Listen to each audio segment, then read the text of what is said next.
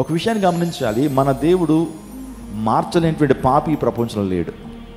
ఆయన ప్రతి ఒక్కరిని మార్చగలడు, ప్రతి ఒక్క అంతరంగాన్ని మార్చగలడు, ప్రతి మనిషి జీవితంలో కూడా గొప్ప పరివర్తన తీసుకురాగలడు.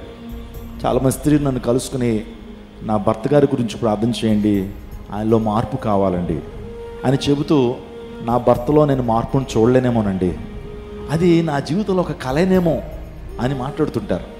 చూడండి, దేవునికి అసాధ్యమైనది ఏది కూడా లేదు. ఒక్క రెప్పపాటులో ఒక మనిషి హృదయాన్ని మార్చడానికి ఆయన సమర్థుడు. నీ స్థితిగతులను ఆయన మార్చడానికి సమర్థుడు. నీ కథను మార్చడానికి సమర్థుడు. ఆయన నీ ఆర్థికపరమైన ఇబ్బంది నుంచి విడుదల చేయడానికి ఆయన సమర్థుడు.